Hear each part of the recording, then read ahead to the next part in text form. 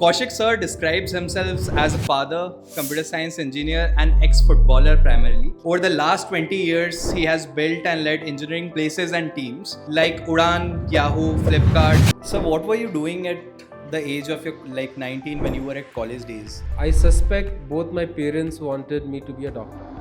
But my father maybe did the mistake of buying some video games when I was in my ninth standard, eighth or ninth, and that fascinated me. I was like, okay, this is interesting. How does this work? By the time I was in 11th, and there was a choice between biology and computer science, I was very clear that it's computers that I want to take up. When Paytm came in, post that Bhim revolution happened, a lot of already UPI players were there. So, what was the insight of SuperMoney when all payments app existed? The definition of a good engineer is going to change. If I were to look at my career, if I were to look at, let's say, Udan or Flipkart or even me being part of Ola, I think all these organizations ended up solving for a problem that had not been solved before. Kaushik sir describes himself as a father, computer science engineer, and ex footballer primarily.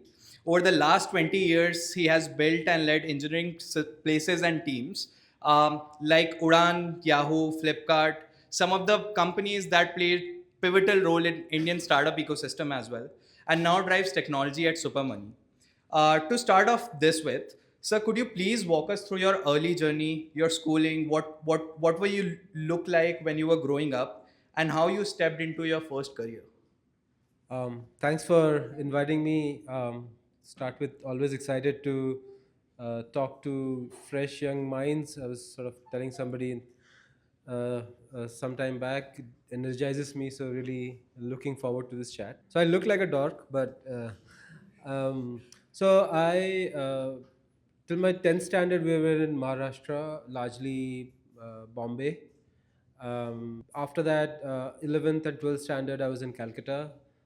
Then I came to Bangalore. I did my engineering and computer science from this college called as PESIT. Um, that's been a little bit of my background. So, what were you doing at the age of your 19 when you were at college days? What was your college life look like? Yeah, so I look at these settings with a little bit of an envy because our college, at least my college life was largely spent around. So there were two things, right? One which was things that I was inherently curious about, which was around computers. Um, Actually, let me go back a little bit more in terms of history and where I'm coming from. Then I'll try and answer your question. My grandfather from my father's side was a lawyer. My father was an engineer. My mother, she did her masters in arts and then she ran a printing press. I suspect both my parents wanted me to be a doctor because there was a lot of variability in the family, and I should be one more. I should end up holding some other specialty, I would imagine, right? And there were also role models who were doctors in the family, but my father maybe did the mistake of buying some video games when I was in my ninth standard, eighth or ninth, and that fascinated me. I was like, okay, this is interesting. How does this work? Um, and then around the 10th standard, I think there were some PC Macs that came home. I was reading, and by the time I was in 11th, and there was a choice between biology and computer science, I was very clear that it's computers that I want to take up, and that's when my journey started. It started with these large flop. We didn't have a PC at home, but in my 11th standard, we had a computer lab where Microsoft Basic was being taught, MS DOS. I don't know how many of you are aware of that. Big floppy disks where you could probably store 10 to 12 programs and the disk would get full, so you had to carry lots of disks, right? But so that was my formative days into computers. But on the other hand, I used to also love playing football. And uh, so my dad, he played for, he was selected for East Bengal, which is uh, famous club in Calcutta. And I think that gene sort of, I think I carried that gene. So I used to spend a lot of time doing that, much to my mother's frustration, because she thought football was a game for the rogues, because you used to come back injured more often than not. Um, but yeah, that's what it looked like. A lot of football and a lot of interest in computers. College days were very similar. Um, uh, Made sure not to bunk any of the computer science related lectures, and no disrespect to other lines of engineering specialty, but I used to bunk strength of materials and engineering drawing. Okay, but I made it a point to sort of not miss out on any of the computer related classes. Um Math was interesting, and a lot of football. Yeah. We don't have engineering drawing here, Okay. but these folks still miss classes. Sure. Yeah. Sure. So actually, when Paytm came in, post that Bhim revolution happened, a lot of already UPI players were there. So what was the insight of Super Money when all payments app existed, and why they launched now, like a little late? Sure. So, if I were to look at my career, if I were to look at, let's say, Udan or Flipkart, or even me being part of Ola, I think all these organizations ended up solving for a problem that had not been solved before. Uh, in the sense that when Flipkart came into being, there was one other company called as India Plaza, which was doing e-commerce, and there wasn't a precedence at scale that had been solved for. So they were going after a white space. If you were to look at Udan has tried to democratize B2B commerce. When I say B2B, I mean shopkeepers, right? And it had not been done before. If you were to look at Ola, I built this category called as Ola Share. There were zero algorithms that existed in the market during those days that you could sort of lift off. You had to bank on your first principles to solve for sharing as a construct in the context of Indian roads, where things could suddenly become a one way at a particular time in the night. And share essentially is trying to bring customers together on a similar route. So I call them as greenfield problems, right? In contrast, if one were to look at super money, you might feel that some of these problems have already been solved for. So what is it new that these guys are working on? And to some extent, you're right. There are a bunch of UPI apps that are already there in the market, right? But hindsight is 2020. What that means is what exists. Uh, you can learn from what exists and try and create a better offering in the market. We realized an acute I would say problem may not be the right word, but just play along. We felt that financial products came with its sense of intimidation, in the sense that it inherently causes. I mean, even personally to me, it was not as much intimidation, versus I felt very disinterested. क्या है numbers, accounting, you know here I'm trying to solve for such open-ended problems. Finance just feels like a drag, right? That could be something at the back of our heads, or it could be just complex math. We are in some of us are inherently allergic to algebra, for example, or statistics, whatever, right? It is even today very, very regulatory, in the sense that It is prohibitive because you don't want to make mistakes. You don't want to take too many risks that can cause issues as far as the economy is concerned. Right? So there's a lot of regulation when it comes to finance. What these things do is it ends up delineating a significant portion of our population, um, and that is something that we realize at SuperMoney. For example, um, and I was chatting with someone some time back. A lot of people who are probably passing out of college don't necessarily have a CIBIL score, right? Now, if you don't have a CIBIL score or an experience score, you cannot get a credit card because the regulations are such that you want to be safe versus being sorry, right? In the world of finance, we thought of that as a problem because people still wanted to experience what a credit card usage would look like, right? So we came up with this concept of a secured card.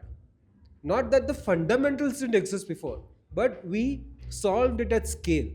We said, come on, SuperMoney, and we did the legwork of sort of partnering with certain banks, convincing them that it works, etc., etc. So you come on SuperMoney, you invest, let's say, a certain amount. The bank takes that money and puts it into fixed deposits. So your money is growing, and a percentage of that money you get as credit. So not only is your money growing, you're also able to take that money as credit that you can spend beforehand, right?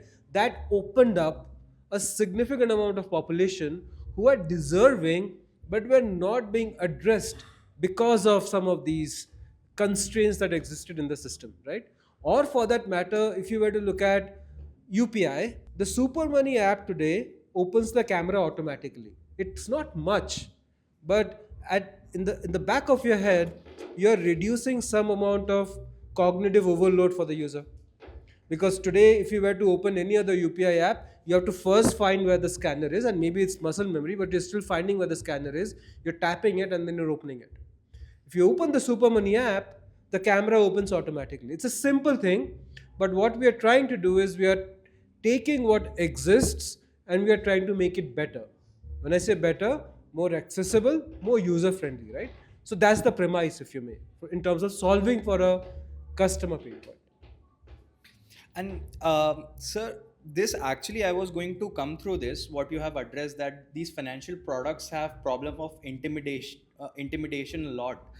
So I was speaking to some of the folks this morning before coming to this talk and got to know that a lot of folks have shifted to Super Money as their primary UPI app just because of really good UI UX, and there's clearly some innovation happening there.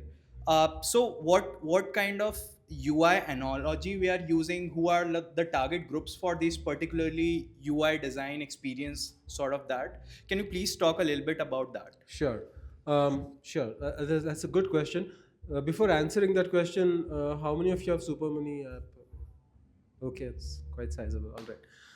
Um, so we so the premise was if you were to look at some of the financial products, even if you were to look at some of the bank apps, right? I mean, they are trying to reinvent. They're trying to be a lot more.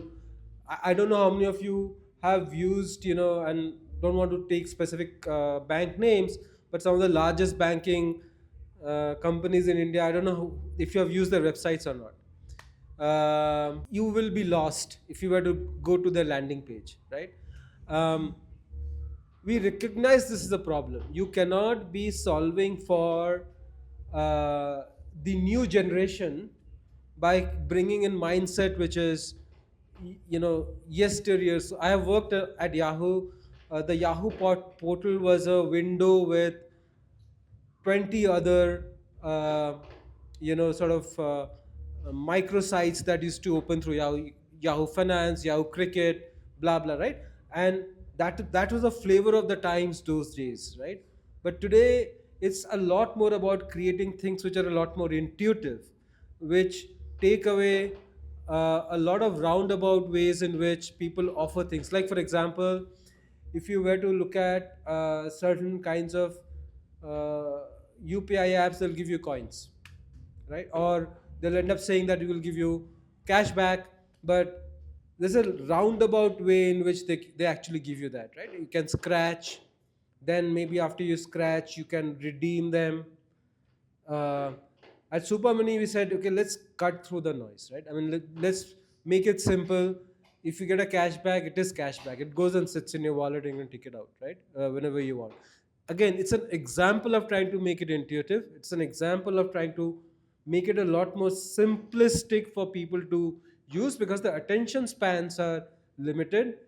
You want to basically be as authentic as you can as far as your offerings are concerned, and keep moving. And if it doesn't work, keep iterating and make sure that you land at a solution which speaks to who you are, essentially. So, sir, most of our folks at first or second year spend really good time trying to explore bunch of open source tools out there. Are there any open source tools that SuperMoney uses? And for someone curious around fintech systems, they can explore those repositories out to build the understanding of how these fintech systems work. Sure. When it comes to See, when it comes to India specifically, right? I think one, and when it comes to B2C products, if we are going to end up building a successful B2C product, there's going to be inevitable scale that is going to come and hit you, right? When you're thinking about building systems, I think there are few first principles that you should go with regardless. Meaning, uh, a use of a load balancer. I'm just being very simplistic here. Let's say you absolutely need to think about using a load balancer. You need to be cognizant about when to I you absolutely need to have, when you have a database, you absolutely need to think about your indexing strategy, right? You need to make sure that you are having some constructs of um, sharding, which might be required, at least initially. Some thoughts, right? Good engineering is also about ensuring that whatever solution that you put on the table emerge with requirements that might come in the future. So preempting some of those things are important from a design standpoint. Of course, as you scale, of course, as you sort of as things gather steam, you can then think about augmenting some of your system design. Maybe pub subs become important, maybe leader election becomes important, etc., right? But even initially, ensure that those first principles are in place, and then you start thinking about the technology choices that you then need to make vis-a-vis the design principles that you come up with, right? Like, for example, should I end up using a non transactional data store or not? Do I end up using Mongo, for example? Or should I go with a Cosmos database, which is more proprietary, Microsoft, etc., right? If I were to use MySQL, which is open source, does it suffice my immediate requirements? Or is the nature of my requirements some things which require more transactional boundaries to be tighter, right? Right.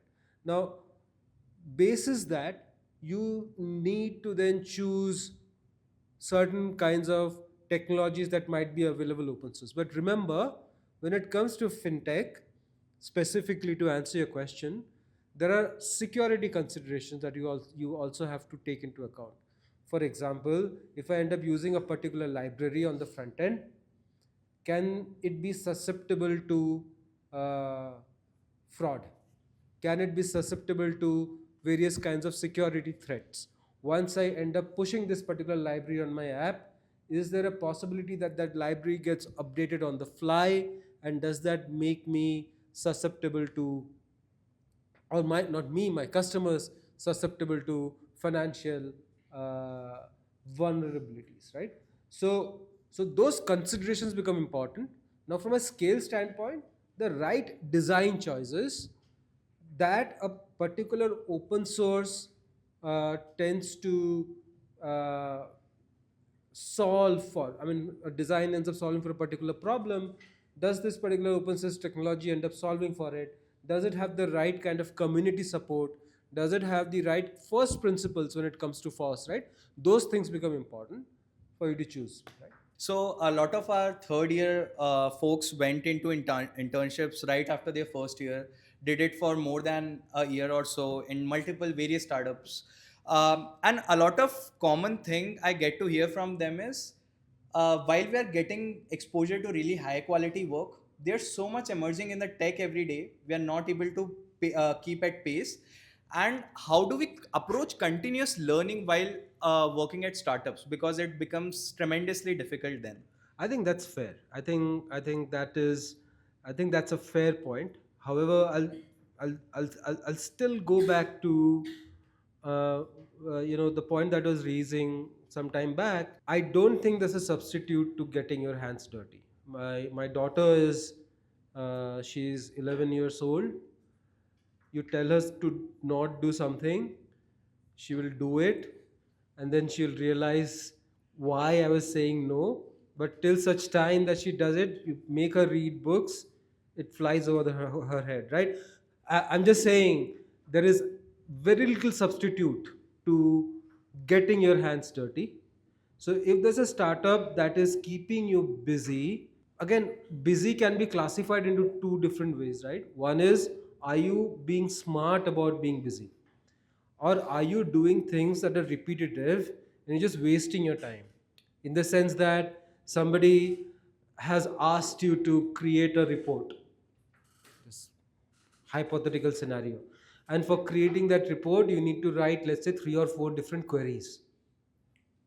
And every day that person is asking you to generate that report, and you're writing those queries every single day, and let's say each of those queries take 15 to 20 minutes to run, and you're waiting for those queries to get over before you end up giving the report. Why? Because what if the query breaks? You have to rewrite again.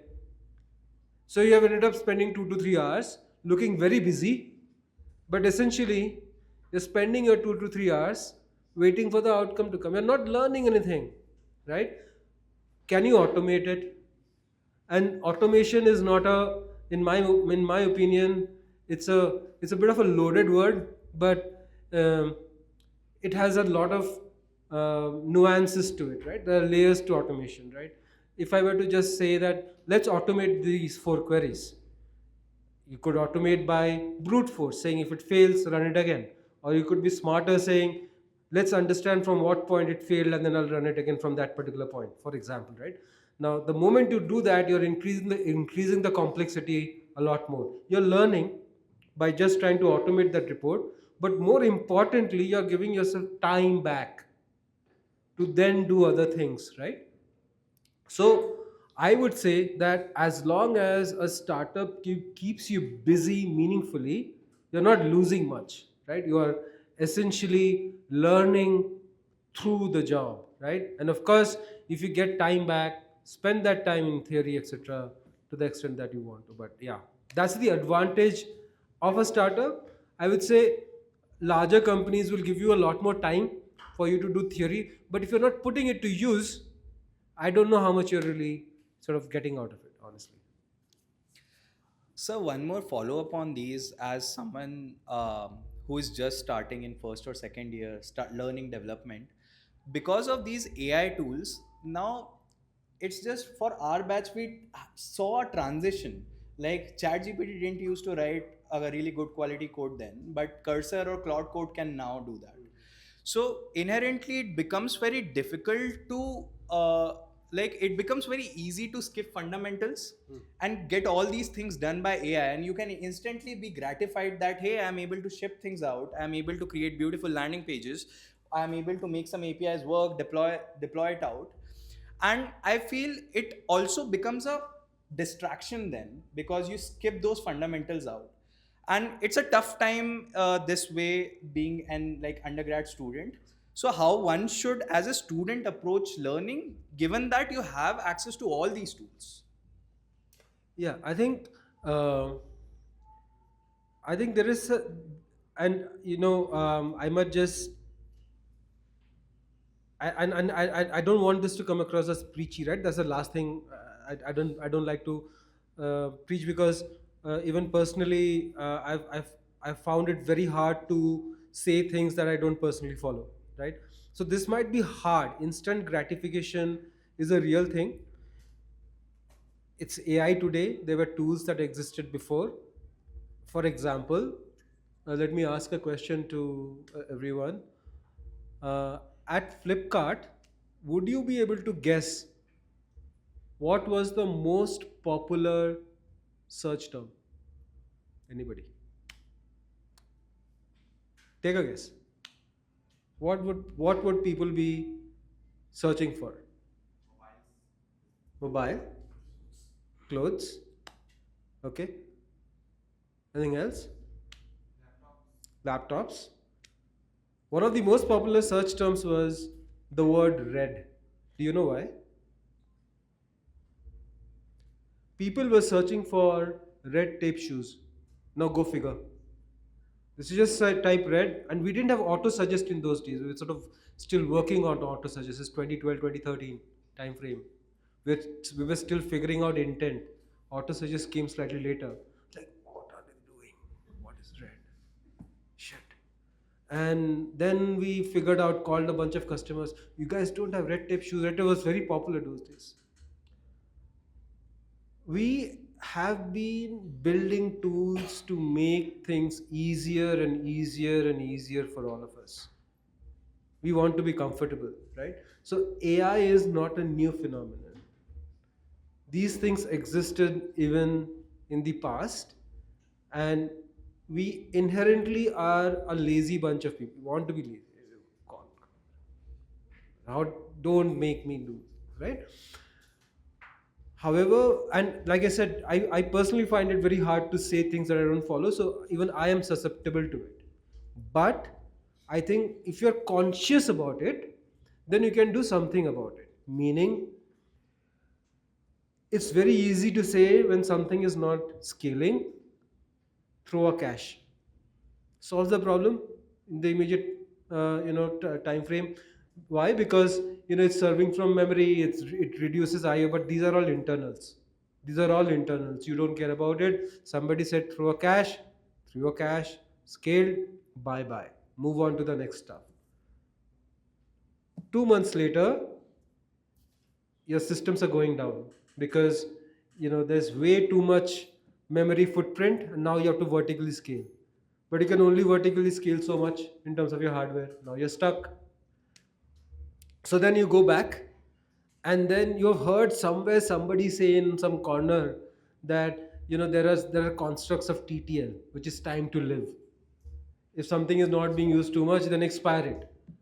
But in the first moment when you heard about the concept of cache, if you had read two more lines of it, that how does it work, what are the inner workings of a cache, you might have taken the additional effort that you are going through today towards all of these discoveries, right?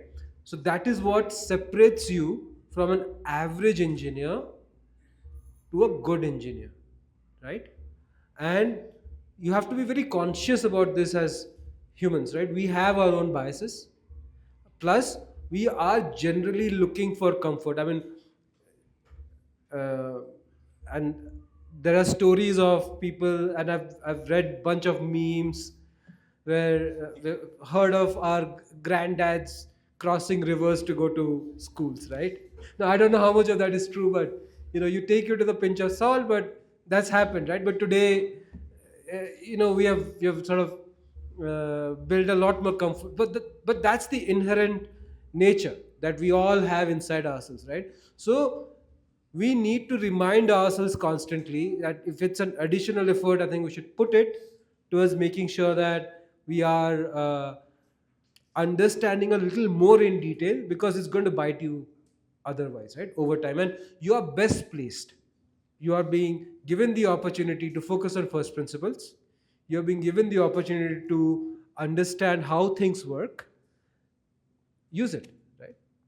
You have actually answered my next question as well. I was thinking of asking ki what kind of project student could build, and which comes to your answer that build something that others could use as well, and just not works on your machine. But actually, sir, there's a lot happening around in this ecosystem. New Gen AI space coming in. Then there are computer science fundamentals, OS, networking, DSA, algorithms to be in place. There's a entirely different side, cryptography, blockchain, Web3. And because now in this internet era, there's a lot of these bhaiya, didis, and a lot of edtech people out there who you can go and follow cohorts of.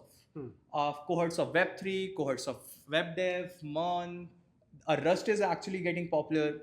So, if you were entering some sort of college right now, and or if you had to advise your daughter, to be honest, right now, what would you recommend them spending next 2 3 years in? Like, what would their roadmap should look like? Yeah. So my daughter is now in the seventh standard, and I teach her Python. It's there in her course, and fairly complex. And I just feel that I sometimes feel a little jealous about the amount of exposure that all of you have versus what we did. Right? I think um, um, when I talk to her, what I realize is the brain understands logic. The brain it and when I say the brain, I'm talking about my daughter here because it's a clean slate, right? I mean, she's just getting her hands dirty. Um, it understands logic. It understands a sequence of events. It understands uh, conditions, and it finds it really hard to understand algebra uh, at her age. Meaning, um, what's the difference between, let's say, a conditional if and a nested if? Very first principles, right? And it can get really complex even at fairly senior levels. I'm not even discussing uh, data structures at this point in time, right? I think the best thing for her to do would be to focus on those fundamentals, bring in clarity on ensuring that the fundamental tenets at her stage, right? At her stage, understanding the difference between a conditional if and a nested if is super important, I would say, right? As you grow, I think computer science largely there would be very loosely speaking there will be software engineering, network engineering.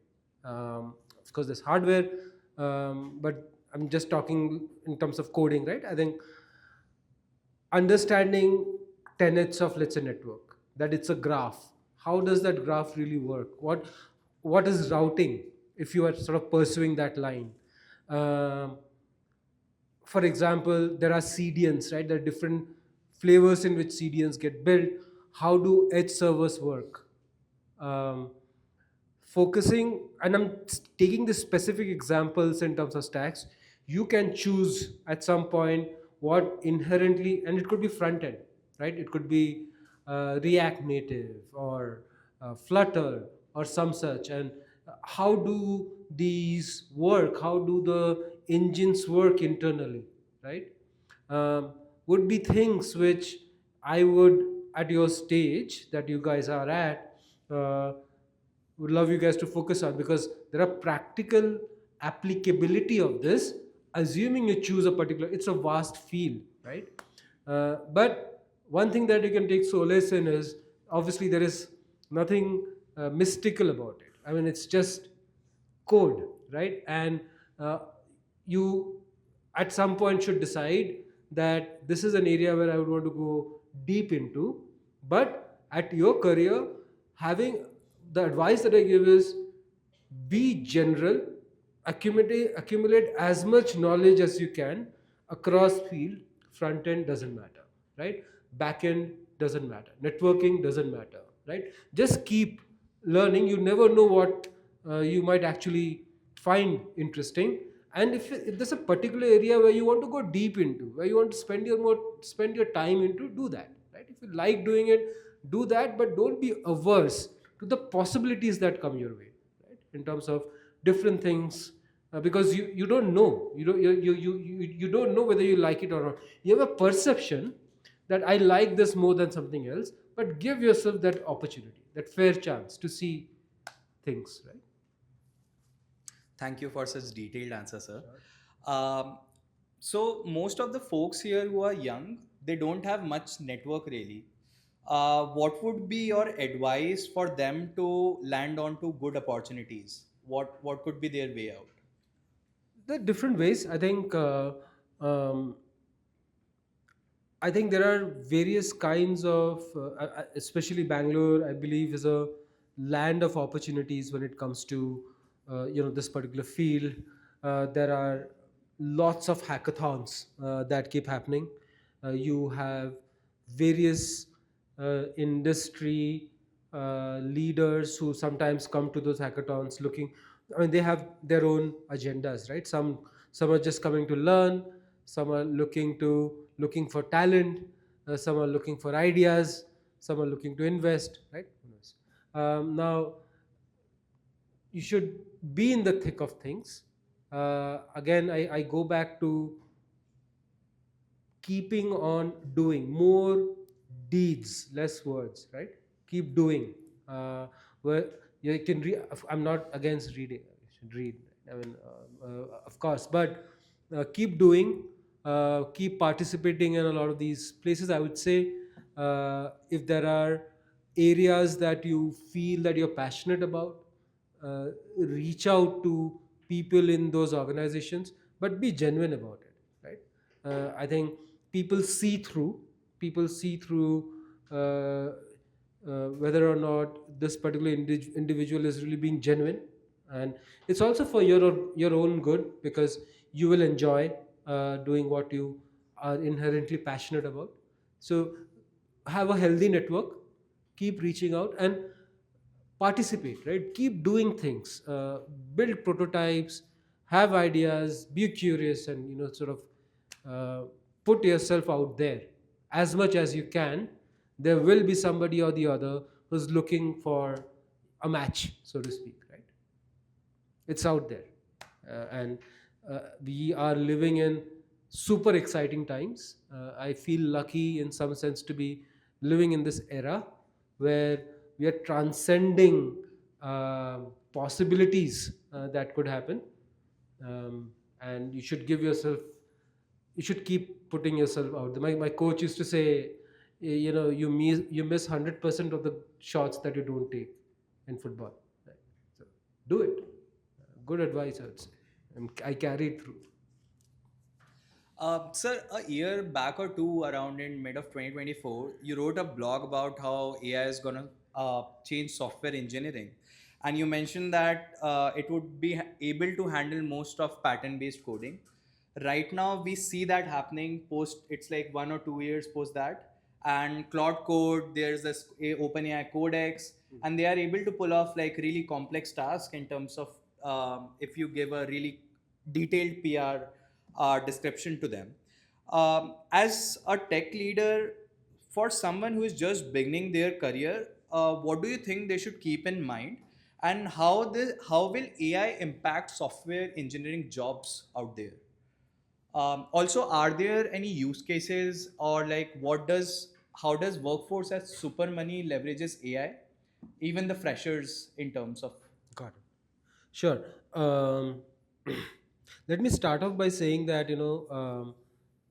there's a lot of hyperbole when it comes to. I'm not demeaning what AI can do. It's a massively powerful uh, uh, technology that has been made available to us, right? But there's also a lot of hyperbole, so I think it's important that everybody calms down, right? It's at the end of the day, it is software. There are these constructs on. um, it's not as if this is something new that is coming, right? The only thing that new that is coming today is this construct around transformers. Everything else in the context of data science existed. So transformers came in, a lot more powerful machines came in, and you are able to see results today, right? And what do these transformers essentially do? They are able to understand context given ambiguity a lot better. They are also able to predict what the next um, um, event is going to be. When I say event, I mean in terms of, let's say you provide certain kinds of text, it is then able to predict what the next conversation is. For example, if I were to say the dog was chasing this ball and it ran away. Now, in this particular case, it means a dog is something that these transformers are able to do a lot better than what existed before, right? Fair? But that's what it is. It is able to provide with disambiguation a lot better than what happened in the past, right?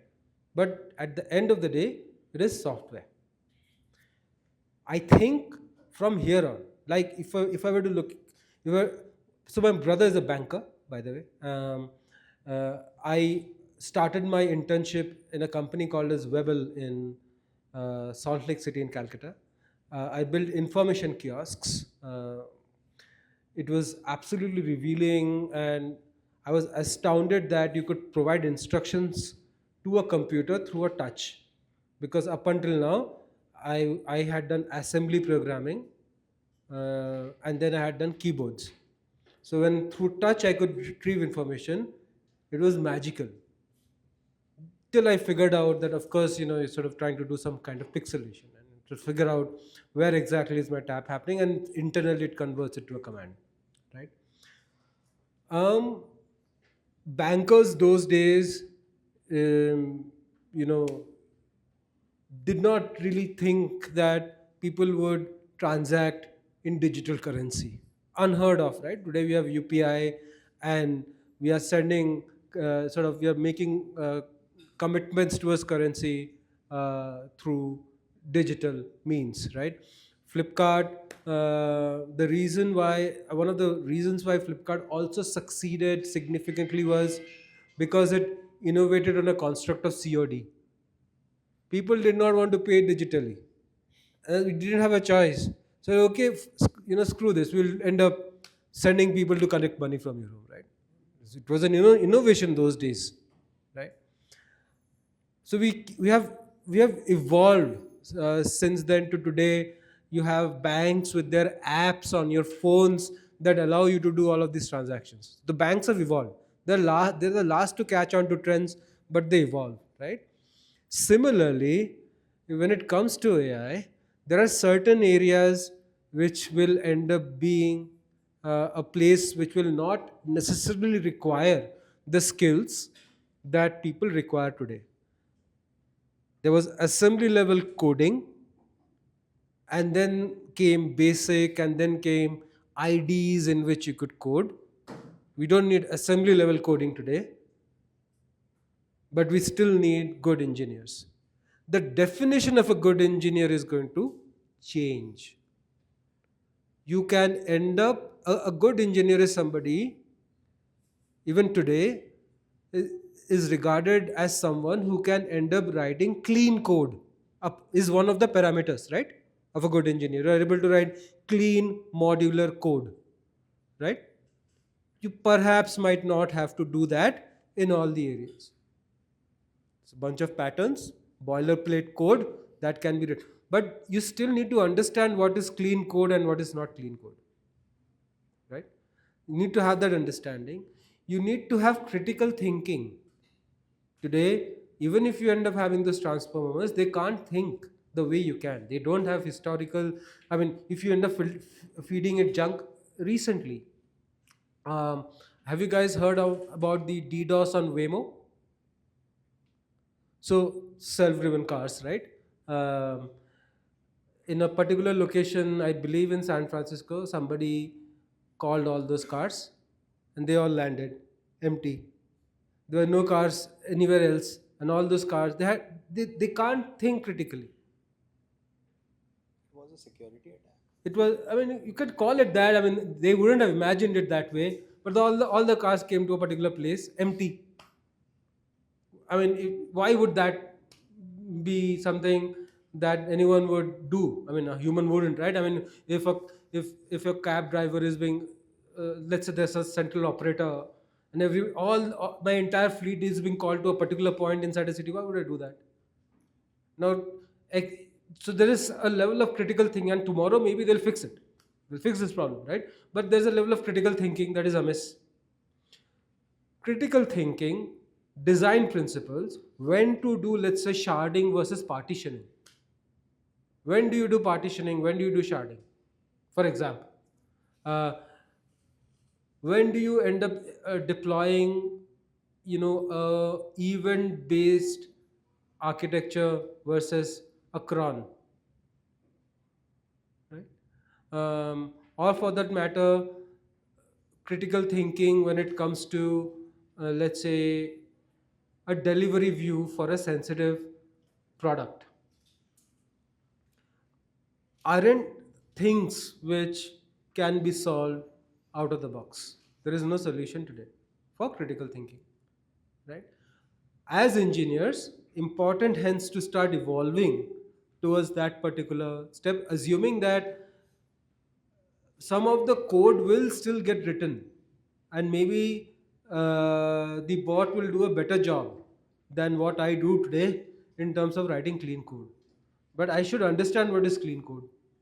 I should understand what is threat condition, contentions.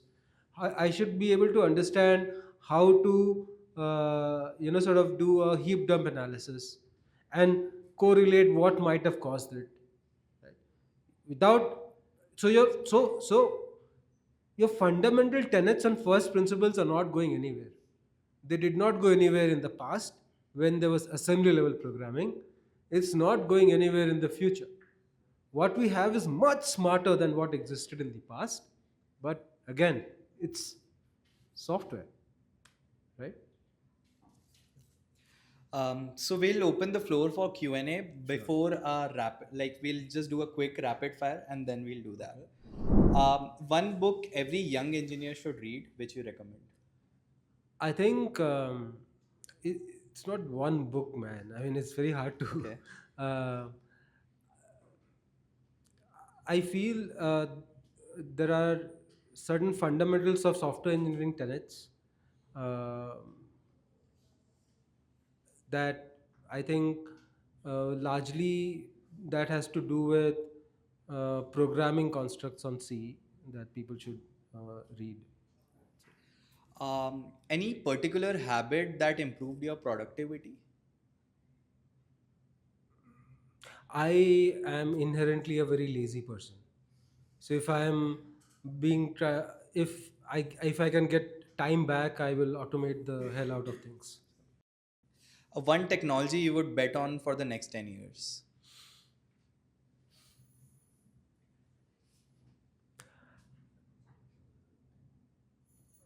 I know it's rapid fire, but Yeah, I it's just okay. want to make sure that there is.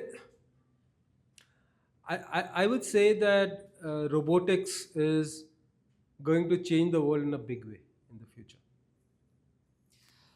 So one quality that makes you instantly want to hire someone.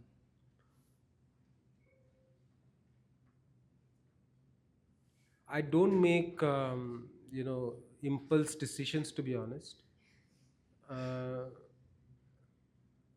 but what I look for is intellectual honesty and learnability. Has this individual been demonstrating learnability in the past? And what are the frameworks to identify or like evaluate learnability? So generally, I would, when I'm having a conversation, I would rather check how many times they have broken production code, and uh, if they say they've never, not a good answer, then basically it's how many of you have written bug-free software? So yeah, so and it gives me some window into how they think about, what they would have done the next time. um, for example, right? Because you asked, but I generally try to sort of figure out their experiences. One question you ask in interviews that reveals a lot. I ask a few. I can't give that away, can I? Okay.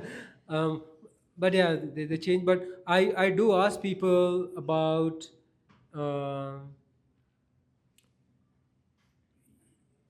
one opinion, for example, that they have, which others disagree on. Uh, that tells me a few things about the individual. If the person is experienced, I sort of look at self reflection, in the sense that if I were to go and ask your manager about you, what do you think that person would say? Or one feedback about you that really surprised you. Essentially, trying to figure out self awareness as far as people are concerned. With this, we'll open the floor for the questions. Hi Kaushik. Hi. So I was reading few blogs about SuperMoney and also I saw your website.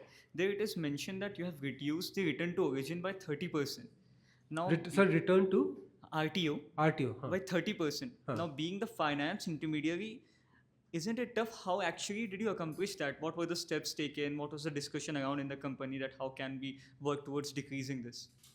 I don't know in what context that was. Was that largely around making prepaid payments? Yeah, it was about D2C payments that happened. Yeah, It's yeah, yeah. So, okay, I understand now. I understand. So, one of the arms that we have is in SuperMoney is where we power D2C companies, where we pre populate their address. So, when you pre populate an address, the chances of you making mistakes are lesser. Typically, if you're typing things, you can end up putting in the wrong address, etc. Assuming that you're being genuine about it. That is one, right? The other aspect is when you end up making a prepaid payment. Commerce is all about payments, and there are two modes in which you can make payments, right? One is prepaid, and the other one is COD. The propensity to cancellation goes down. You are not because your money has gone out, you are then selling it thoda if it's late, etc. Right? For example. So these are the two tenets, I would say. Hello, sir. Hi. I had a question. You said that the parameters of success can be different for different people. So, yeah, that's true. Parameters can be different. But one thing I want to ask is like, while doing a business or running a startup, one basic thing in terms of business, what should one like consider or remember कि हाँ ये ऐसे ही होना चाहिए या business में what things किस बात के बारे में careful रहना चाहिए while doing businesses. Sure, sure. Great question. Um,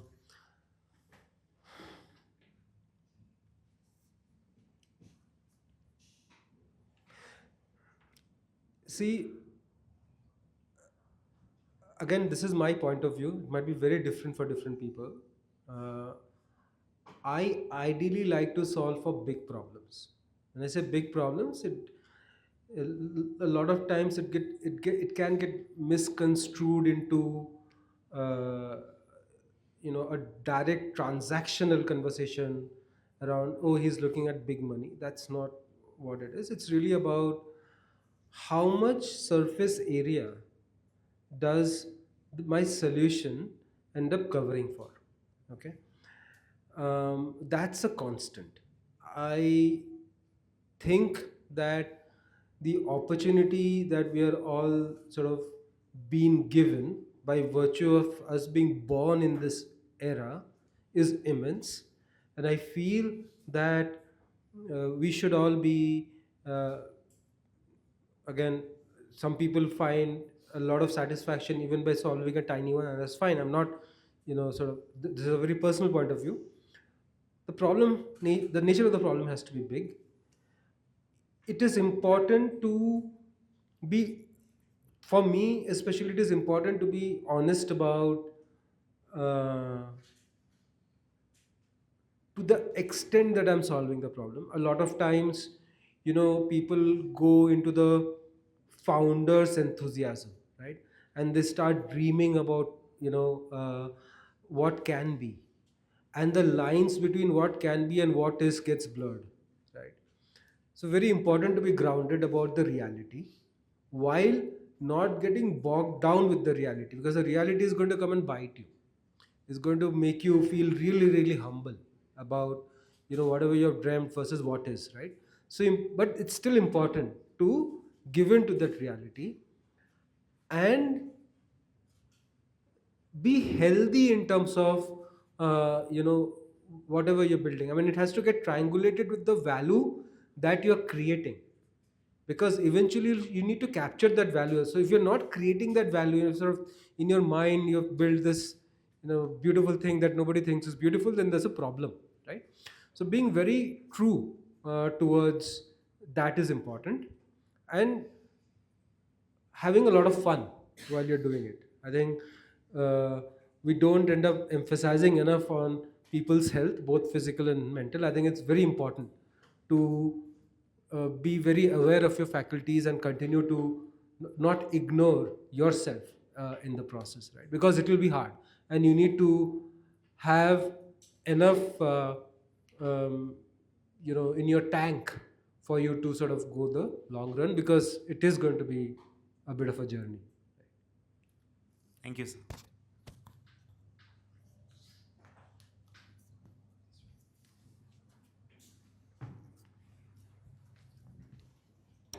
Hello, sir. Hi. Sir, what new methods would you propose to make your super money's marketing even stronger with technology or any technical aspect? Like you said earlier that it opens the camera automatically when you open the app, and that is an interesting feature, leading it to be more user friendly, kind of referring to the tech and entrepreneurship you said, Bhaiya said. So, how would you like to propose new methods? Towards making it more popular? Yes. Sure. One of the So Super Money's success has largely been organic, meaning we haven't really invested too much into TVCs. I mean, there could be some small campaigns on Instagram, etc., that we would have run, but we haven't paid big money to big stars, for example, that a lot of companies do, right? We have just tried to be very organic in terms of our growth.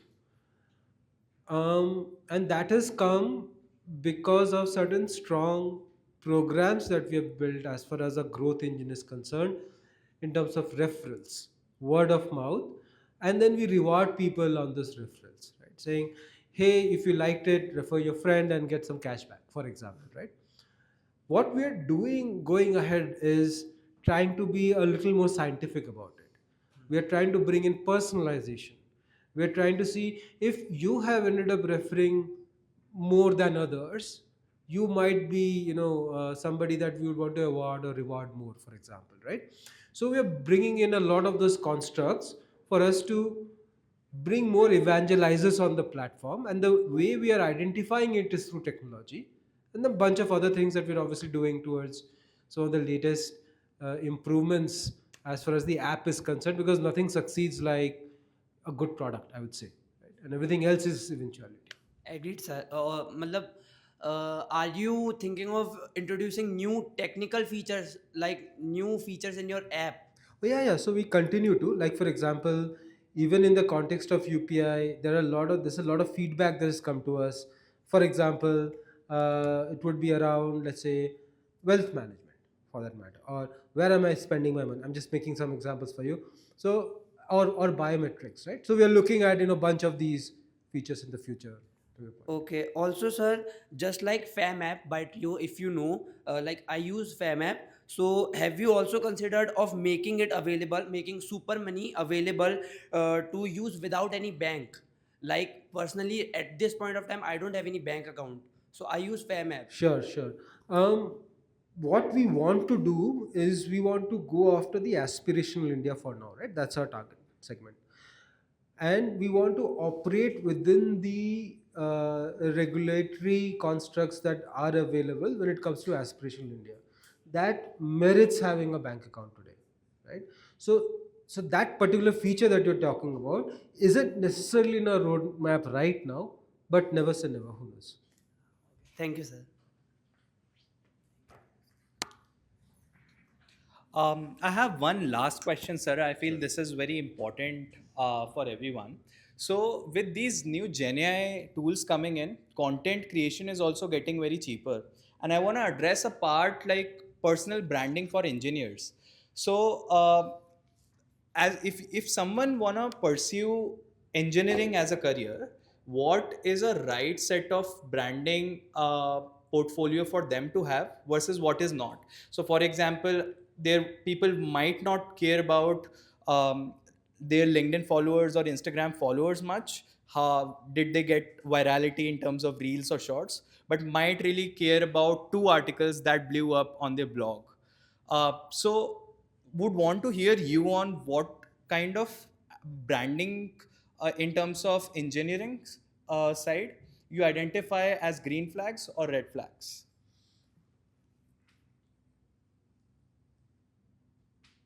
You mean what kind of content I'm allergic to and not allergic? Yeah. Um,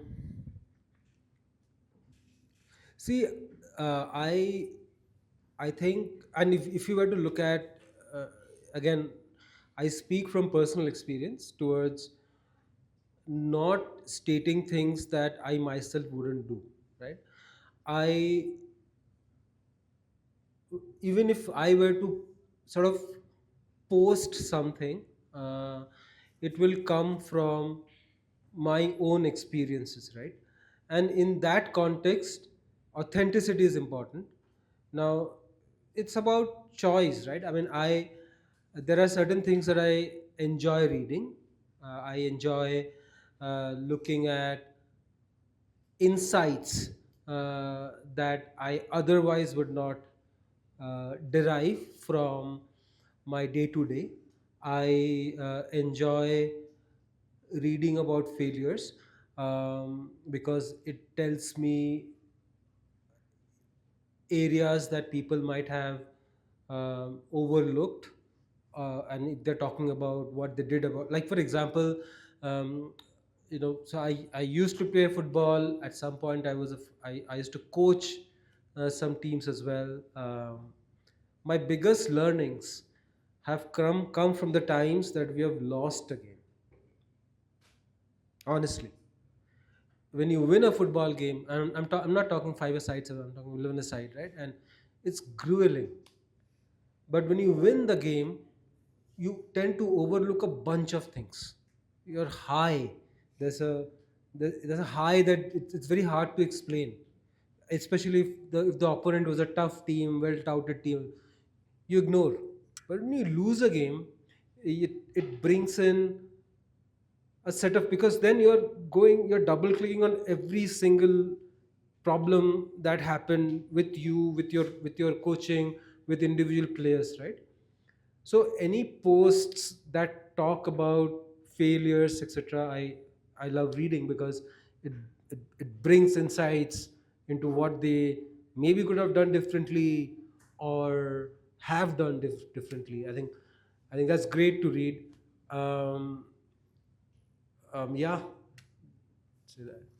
Thank you, sir. With this, we'll wrap this session. Thank you, everyone, for making it to this room for this lovely conversation. It was a pleasure hosting you, sir. Thank you.